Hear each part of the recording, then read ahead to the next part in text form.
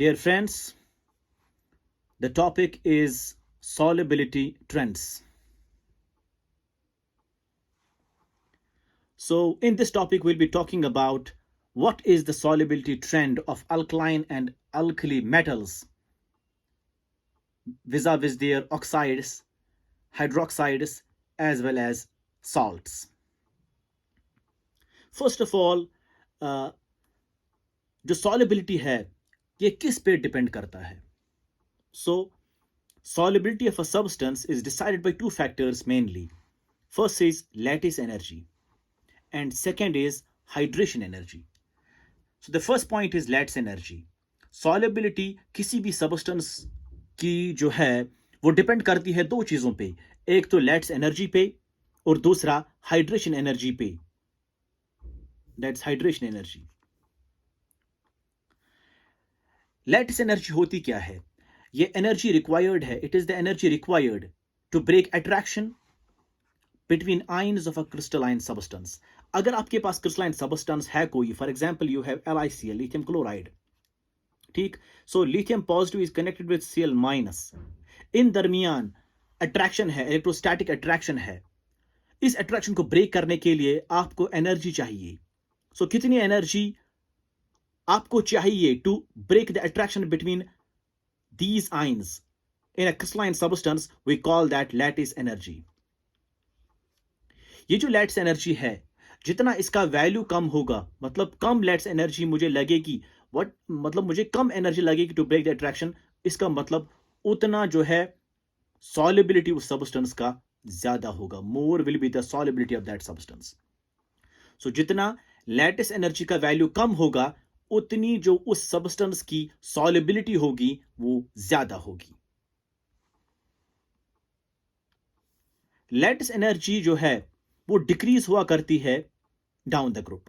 मतलब अगर आप जाएंगे from lithium to that of caesium, what happen to lattice energy? It decreases.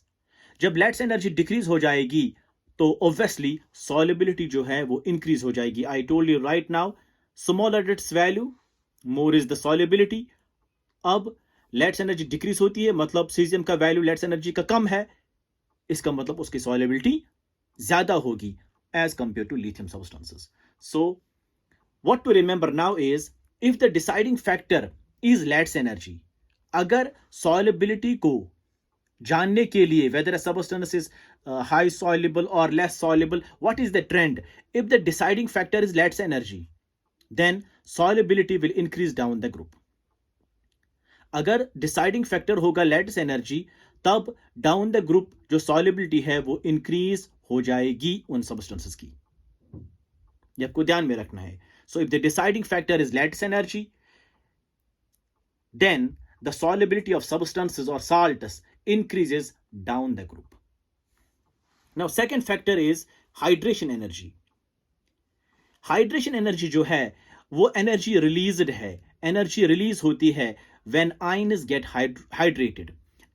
जब हम पानी में डालते हैं सपोज सोडियम क्लोराइड जो है वो पानी में डिसोशिएट होकर Cl- Na+ बनाता है, ठीक.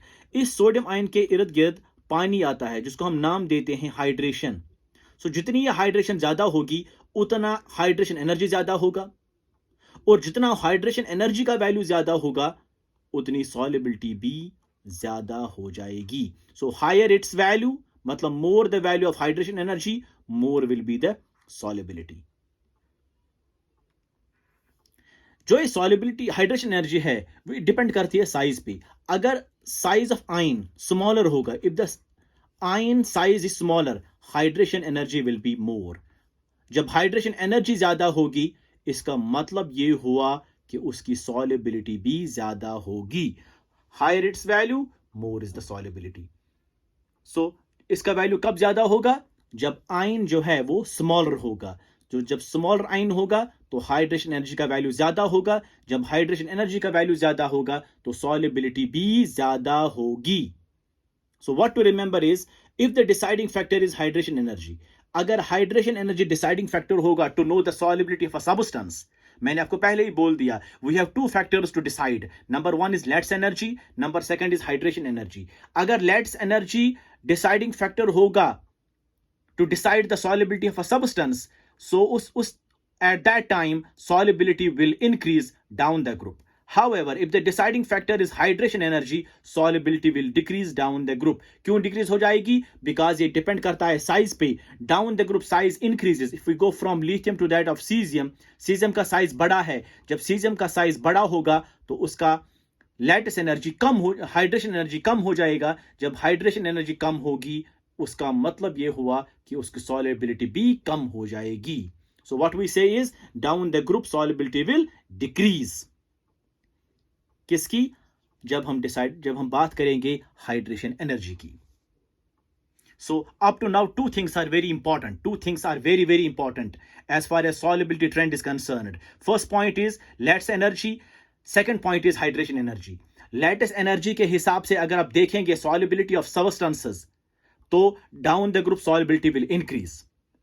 एंड अगर आप देखेंगे हाइड्रेशन एनर्जी के हिसाब से सबस्टेंसेस की सॉल्युबिलिटी, तब डाउन द ग्रुप जो है solubility will decrease. These two points you have to remember. Now what next you have to remember is two more points. One point is anions अगर छोटे होंगे, for small anions, small anion कौन कौन से है?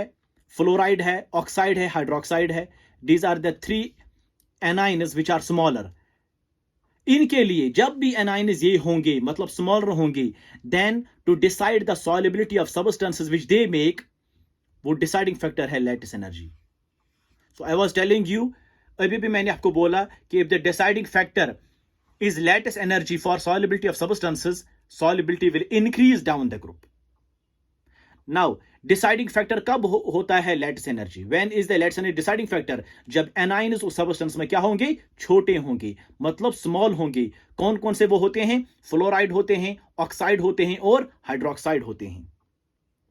Now for larger एनाइन्स, अगर अब A9 होगा लार्जर, मतलब ब्रोमाइड है, आयोडाइड है, सल्फेट है, सल्फाइट है, नाइट्रेट है, क्लोरेट है, कार्बोनेट है, या फिर बाइकार्बोनेट है, या ऑक्सिलेट है, पॉलीएटॉमिक एनाइन्स जो है, या फिर ये बड़े वाले एनाइन्स जो है, अगर ये वाले एनाइन्स उस साल्ट में या सबस्टेंस में होंगे, तब what will be the deciding factor, whether lattice energy or hydration energy? For that we have a mnemonics.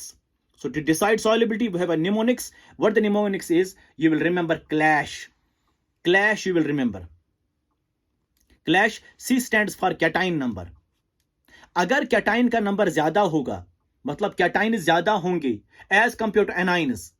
C is cation number, L is lattice energy, A is anion number, S means same, H is hydration energy. तो cation number अगर ज्यादा होगा then anion number, तब deciding factor रहेगा lattice energy. Please remember this. If the cation number is more than anion number, deciding factor जो रहेगा वो lattice energy रहेगा. जब lattice energy deciding factor रहेगा, इसका मतलब solubility increase होगी, because I told you earlier, if the deciding factor is lattice energy, solubility will increase down the group. यहां पे भी मैंने बोला if the deciding factor is hydration energy, solubility will decrease down the group. ये दो बातें आपको याद रखनी है. अब लार्जर एनाइन्स के लिए, स्मॉलर एनाइन्स के लिए हमने बात की है. बात क्या है? बात है अगर ये स्मॉल एनाइन्स होंगे तो deciding factor will B lattice energy. Mind it. इसका मतलब सॉल्युबिलिटी इंक्रीज हो जाएगी डाउन द ग्रुप जब भी ये एनाइन्स होंगे. अब बात कर रहे हैं हम लार्जर एनाइन्स की. अगर लार्जर एनाइन्स होंगे तब अब इस्तेमाल करेंगे क्लैश. क्लैश का मतलब क्या है? C stands for cation number, L stands for lattice energy, A stands for anion number, and S stands for same, H stands for hydration energy. अगर cation का नंबर ज्यादा होगा than anionic number, then lattice energy you will use, यानी कि you will decide lattice energy, you will decide solubility on the basis of lattice energy. अगर anion number ही ज्यादा हुआ या same हुआ to the cation number, if the anion number is more or same to the cation number, then you will decide solubility on the basis of hydration energy. So दो बातें यहां पे निकल करके आती है. एक, if the anion number of cations is greater than number of anions, ये बात, if the cation number is greater than the anion number, deciding factor will be lattice energy. Mind it. इसका मतलब solubility increase हो जाएगी down the group. Already बात की है. Next ये है कि अगर अब एनाइनिक नंबर ज्यादा होगा देन कैटाइनिक नंबर और सेम होगा, मतलब if the number of cation is equal to number of anion, या सेम होगा, या number of anions are greater than number of cations, ऐसे होगा. If you don't understand by this way, we can write it in some other way. If the number of anions is greater than number of cations, यहाँ पे cation ही ज्यादा था, या same होगा, मतलब anion number is same that of cation number, ये चीजें होंगी. So if the number of anions is greater than number of cations, या सेम होगा, एनाइन नंबर इज ग्रेटर और same to that of cation number, the deciding factor is hydration energy. जब hydration energy deciding factor होगा, तब मैंने बताया solubility will decrease down the group. ये बात आपको ध्यान में रखनी है. So for smaller cations, for smaller anions like these, deciding factor will be lattice energy. इसका मतलब सॉल्युबिलिटी इंक्रीज हो जाएगी डाउन द ग्रुप. अगर लार्जर एनाइन्स होंगे like these, then the deciding factor, for to decide the deciding factor वो use clash. अगर cation number ज्यादा होगा then anion number, lattice energy is the deciding factor. अगर anionic number ज्यादा होगा या बराबर होगा to the cation number, then you will use hydration energy to decide the solubility. So for this to understand, let's have some examples. देखिए हमारे पास ये कुछ एग्जांपल्स है. लिथियम फ्लोराइड है, सोडियम फ्लोराइड है, पोटेशियम फ्लोराइड है, मतलब these are the fluorides of alkali metals. अब देखिए ये अल्कली मेटल है सब. फ्लोराइड स्मॉलर एनाइन है. जब फ्लोराइड स्मॉलर एनाइन है, तो जब भी एनाइन स्मॉलर होगा, the deciding factor is lattice energy. अब देखिए यहां एनाइन स्मॉलर होगा, deciding factor is lattice energy. Lattice energy के हिसाब से what is the solubility, it increases down the group. तो डाउन द ग्रुप के हिसाब से जो है, down the group solubility will increase. इसका मतलब caesium fluoride will be more soluble than rubidium, than this. Solubility increase down the group. Next, magnesium fluoride, calcium fluoride, strontium fluoride, barium fluoride, this the alkaline earth metal के fluorides हैं. Fluoride smaller ligand है. Fluoride जो है it's a smaller anion. जब smaller anion है, इसका मतलब ये हुआ कि the deciding factor is lattice energy. Lattice energy increase down the group, तो सॉल्युबिलिटी भी इंक्रीज हो जाएगी. लेट्स एनर्जी जो है, लेट्स एनर्जी के हिसाब से सॉल्युबिलिटी जो है वो इंक्रीज होती है down the group. Let's energy के हिसाब से solubility increases down the group, तो सॉल्युबिलिटी इंक्रीज हो जाएगी, इट इंक्रीजेस. मैंने यहां पे बेरिलियम फ्लोराइड नहीं लिखा, क्यों? बिकॉज ये सबसे टॉप पे आता है. It's having very higher solubility. This is the exception, you will remember it. मतलब ये वाला टॉप पे है. नेक्स्ट, ऑक्सीजन है. यहां पे अल्कली मेटल में ऑक्सीजन है. Oxygen is a smaller anion. जब स्मॉलर एनाइन होता है, तब डिसाइडिंग फैक्टर कौन होता है? Deciding factor is lattice energy. So lattice energy जब भी होगी, तो solubility will increase down the group. तो solubility trend will be like this, increasing. अब देखिए यहां ऑक्साइड फिर भी है. When there is again oxide, smaller anion है, तो सॉल्युबिलिटी इंक्रीज होती है down the group, because the deciding factor is lattice energy. Hydroxide is again here, OH is hydroxide. जब भी आपके पास हाइड्रोक्साइड होगा, इट्स अ स्मॉलर एनाइन. जब भी स्मॉलर एनाइन्स होते हैं, then the deciding factor is lattice energy. Lattice energy के हिसाब से सॉल्युबिलिटी जो है वो इंक्रीज हुआ करती है, so it again increases. Same is true with alkyne earth metals. Again hydroxides है. हाइड्रोक्साइड्स का मायने ये है दे आर स्मॉलर एनाइन्स. तो स्मॉलर एनाइन्स जब भी होंगे, तो the deciding factor is lattice energy. Lattice energy जब भी होगी, तो सॉल्युबिलिटी इंक्रीज होती है डाउन द ग्रुप, जब भी लेट्स एनर्जी की बात आएगी. So this is the solubility trend. Next, iodide. Iodide is a bigger anion. Iodide is a bigger anion. जब bigger anion है, तब हमें यूज करना है clash, CLASH. अब देखिए, when we use clash, जब anion जो है वो bigger है. Iodide is a bigger anion. So how to find the solubility trend? देखिए, अगर कैटाइन नंबर ज्यादा होगा to anion number, lattice energy is the deciding factor.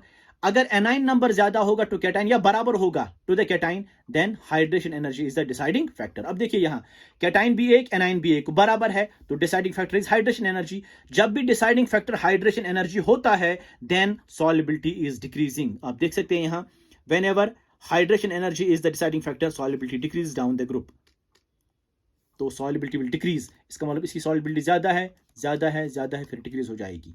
Similarly here, अगर आप देखेंगे यहां कैटाइन एक ही है, एनाइन दो है, तो anion is greater than cation. जब एनाइन ग्रेटर देन कैटाइन होगा तब हाइड्रेशन एनर्जी ही आएगी। जब भी हाइड्रेशन एनर्जी डिसाइडिंग फैक्टर रहेगा तो सॉल्युबिलिटी डिक्रीज हो जाएगी। So solubility trend is like decreases. Next, sulphate is a bigger anion. जब सल्फेट बिगर एनाइन है तो यू विल यूज क्लैश। अब कैटाइन्स कितने हैं? दो है, सल्फेट एक ही है, एनाइन एक ही है, मतलब cation number is greater than anion number, तो you will use lattice energy. जब भी आप लैटिस एनर्जी इस्तेमाल करते हैं तब सॉल्युबिलिटी इंक्रीज होती है, तो solubility increase down the group. अब देखिए यहां बेरिलियम एक, सल्फेट एक, ये बराबर है। जब बराबर होगा तो हाइड्रेशन आएगा, हाइड्रेशन जब आएगा तो सॉल्युबिलिटी डिक्रीज होती है। तो इट्स लाइक दिस। यहां देखिए लिथियम एक, नाइट्रेट एक, लिथियम एक, नाइट्रेट एक, मतलब बराबर है कैटाइन एनाइन। जब कैटाइन और एनाइन सेम होंगे तो hydration energy is the term.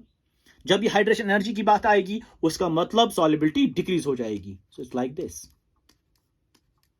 Similarly here beryllium एक, नाइट्रेट दो है। जब नाइट्रेट दो है तो anion is greater than cation. जब एनाइन ज्यादा होगा कैटाइन पे then you will use hydration energy. जब हाइड्रेशन एनर्जी इस्तेमाल आएगी इसका मतलब solubility will decrease. It's like this. This is the trend. Next, suppose हमारे पास कार्बोनेट्स है। अब देखिए you are again using clash because we have bigger anions. देखिए कैटाइन दो है, एनाइन एक ही है, मतलब cation number is bigger than anion number, तो you will use lattice energy. जब लैटिस एनर्जी की बात आएगी तो solubility always increases, solubility increases. Next, beryllium carbonate. Cation और एनाइन बराबर है। जब कैटाइन और एनाइन बराबर है, सेम है, you will use hydration energy. Hydration energy जब भी आएगी तो सॉल्युबिलिटी डिक्रीज होती है। सो it's like this. Next, lithium chlorate. Cation एक, एनाइन एक, जब बराबर होगा तो हाइड्रेशन एनर्जी, सॉल्युबिलिटी डिक्रीजेस। अब देखिए अल्कलाइन अर्थ मेटल्स में बेरिलियम एक, एनाइन दो। जब एनाइन दो है, कैटाइन एक ही है, मतलब anion is greater than cation, hydration energy इस्तेमाल हो जाएगी। Whenever there is hydration energy solubility decreases. So trend is like this, it decreases down the group. So barium chlorate is less soluble than that of beryllium chlorate. Lithium chlorate is more soluble than that of cesium chlorate. Trend is like this. However, there are some exceptions to it. Two exceptions आपको ध्यान रखने हैं, याद रखने हैं with regard to bicarbonate. देखिए bicarbonate में lithium एक आयन है, Li प्लस है, और बाइकार्बोनेट एक है, HCO3 माइनस है, तो ये बराबर है। तो ये हाइड्रेशन एनर्जी के हिसाब से डिक्रीज होना चाहिए, because when the cation anion number is same you will use clash. Once you will use clash तो जब बराबर होगा तो हाइड्रेशन एनर्जी के हिसाब से जो है बात चलेगी, मतलब सॉल्युबिलिटी डिक्रीज होनी चाहिए, लेकिन सॉल्युबिलिटी इंक्रीज होती है। ये रिवर्स ट्रेंड में आता है, दिस इज रिवर्स, ये आपको याद रखना है। नेक्स्ट इज कैटाइन एक, एनाइन एक, सो क्लैश के हिसाब से हाइड्रोजन एनर्जी का यूज होना चाहिए, तो होता भी है, लेकिन अप टू पोटेशियम, मतलब हाइड्रेशन एनर्जी का जब डिसाइडिंग फैक्टर रहेगा then solubility decreases, so solubility is decreasing, but up to potassium chloride then it increases. वहां पे जो डोमिनेंट फैक्टर है दैट इज लैटिस एनर्जी। तो ये ट्रेंड जो है एक इरेगुलर ट्रेंड यहां पे होती है with regard to lithium alkali metal chlorides. ये दो एक्सेप्शंस आप याद रखेंगे, बाकी जो है मैंने आपको सब बता दिया। तो I hope you understand it, you can revise it many times bye forwarding and backwarding the video, and if you like my videos, please share and subscribe and press the bell icon to get latest updates every time. Thank you very much.